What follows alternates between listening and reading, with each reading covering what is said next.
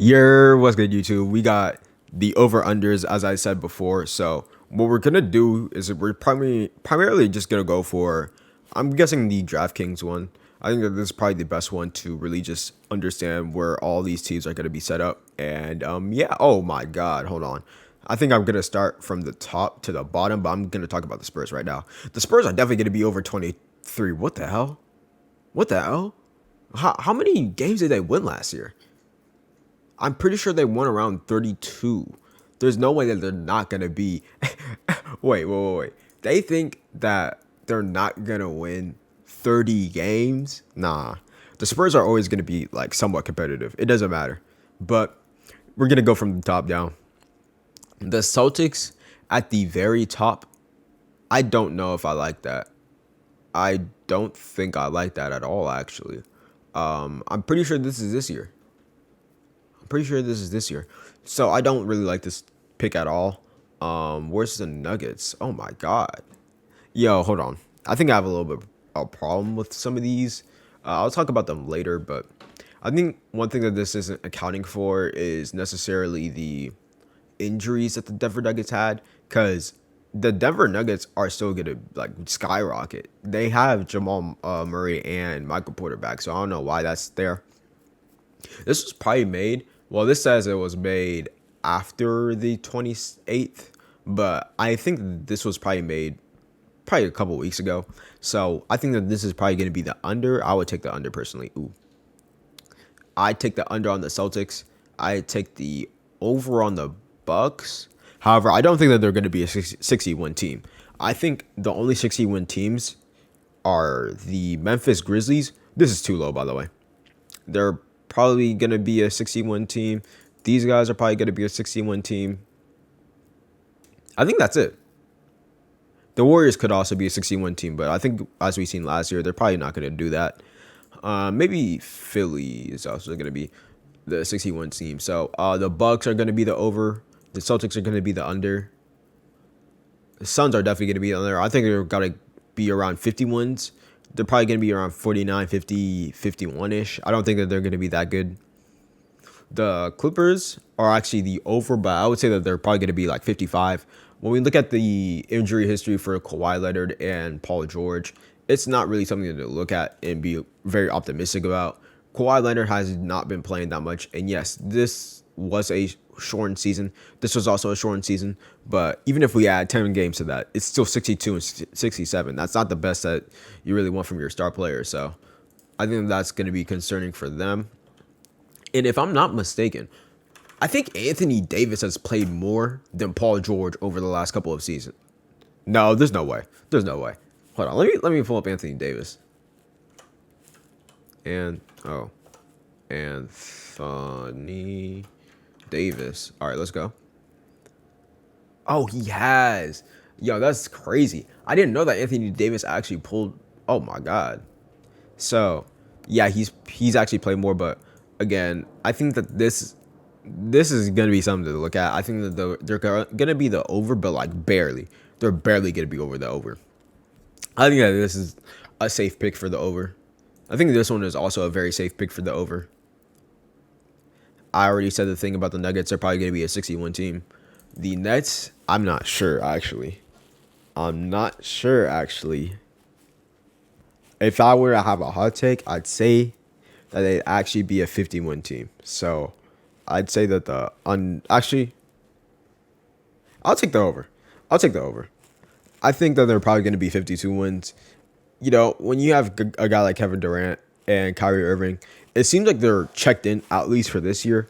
There's not too much drama being at least said inside the NBA with the training camp shit. So I think that the Nets are still going to be a fine pick for this year. The Grizzlies, I would take the over by a long shot. I would actually, if I were a betting man, I would definitely take the over on this, man. There's no way. If I were also a betting man, I would not bet on the Miami Heat. They're too inconsistent for me to actually say anything. I would say that the over is actually no. Give me the under. Minnesota. Let me pull them up from last year. The only reason why I'm kind of hesitant on Minnesota being the over is because while they were one of the best playing teams, 46 wins, that's what we really like to see. I don't know if Cat and Rudy Gobert will mesh well on the offensive end. That's the only concern I have. And that's the reason why a lot of people are expecting Ant to take the jump. And I would say that that would be really good for them to actually have, but I don't know if my expectations are too high for them. So I would say that the over is definitely a good option. I would take the over, but I would definitely be cautionate. I think that this is probably a bit better comparison. I think that this is probably where I would really struggle. I think 50 wins is where I have this team at. I don't have like a mental note, but I do know at least the ballpark. I would say that take the over here, the under here. They're probably going to be at like 40. I think they're going to be at 48 almost exactly. So I'm not mad at that, especially if Jason Kidd is going to be as dumb as he's been. There's no way you choose to have Christian Wood on the bench. That's so dumb. I'm sorry. But yeah, over. I'm taking the under on this. There's so many better teams in the East. Like the Hawks are better. Let me see if there's any better teams under them. Nah, I would say that the Bulls are also have an over chance, but as we've heard more and more about the Lonzo situation, I may make another short about this, but Lonzo Ball cannot jump. He can't jump at all. That's very concerning. So that's going to be something to look at with the Bulls. But I think the over for the Raptors is a no-go for me. I'm taking the under. I'll take the over for the Hawks.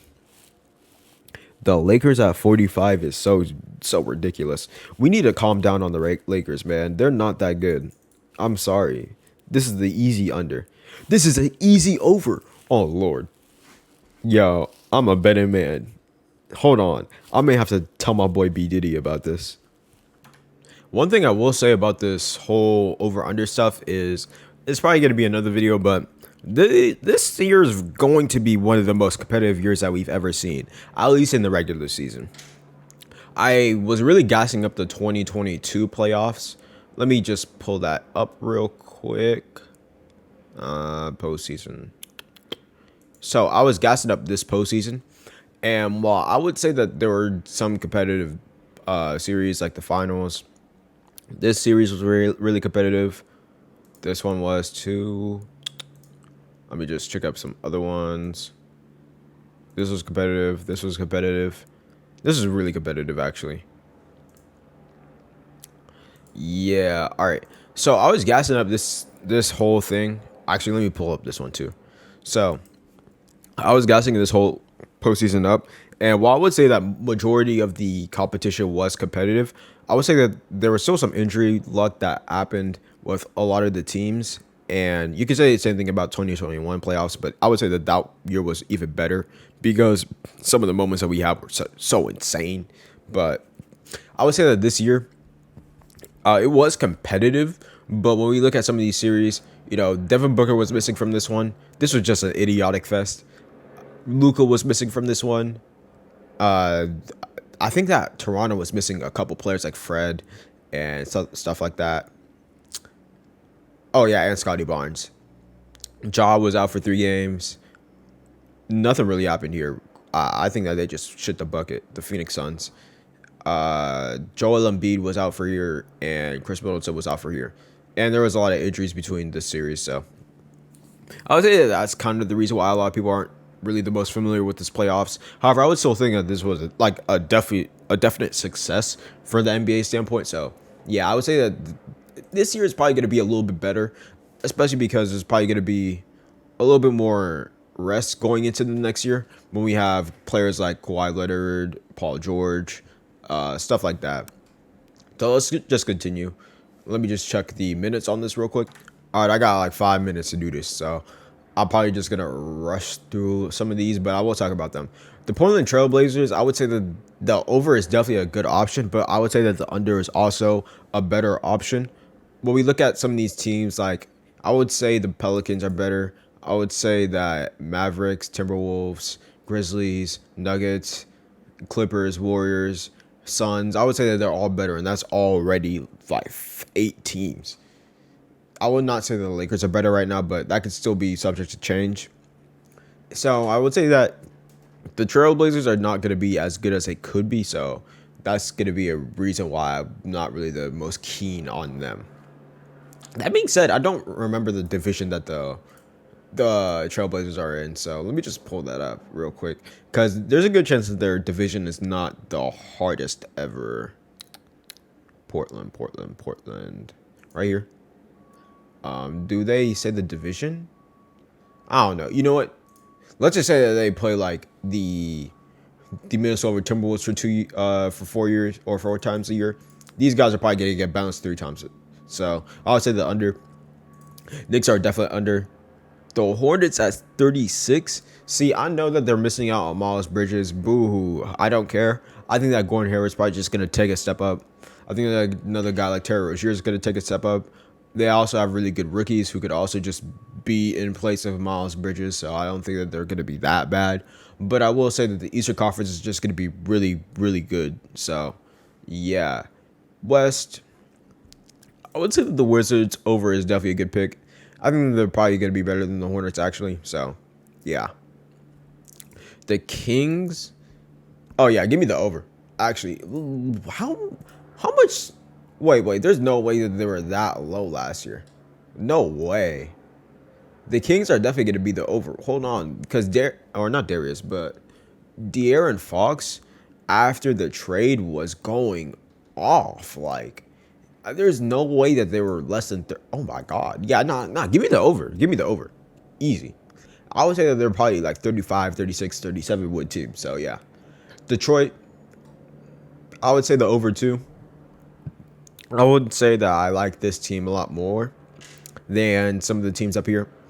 I would say that the Wizards and the Hornets are probably not going to be as good as the Pistons. Actually, let me take that back. I'd say that the Knicks under is really good. I think that they're probably under these 3 teams. I would say that the Pistons are somewhere around here, though, in between the Hornets and the Wizards. I think that the Magic are probably going to be around here, especially because Markelle Fultz is not going to be back for a while. Pray for my mans, bro. The NBA is doing him dirty, man. The Jazz, I think that this is also a really good position for them. I would say Colin Sexton is probably going to just net them 10 wins, though. Just him alone. The Thunder, good. I think that this is a good spot for actually all this team, and I think that these 2 teams are probably going to be around the under. But I don't think that that's necessarily a bad thing, especially because Chet is out. The Rockets, I would say that they're also around the Kings range. So, yeah. I think that's it. Yeah, I think that's it. Yep. I think that some of these teams are going to be a little bit at the 36 end. I think that some of these teams are going to be at the 34 end. So, yeah, that's it for me, Nehemiah, aka Neo. I'm probably going to talk about the Eastern Conference the next video. I don't think I've officially made an Eastern Conference video. But, yeah, it's been Nehemiah, aka Neo. I hope you guys are having a great one. But do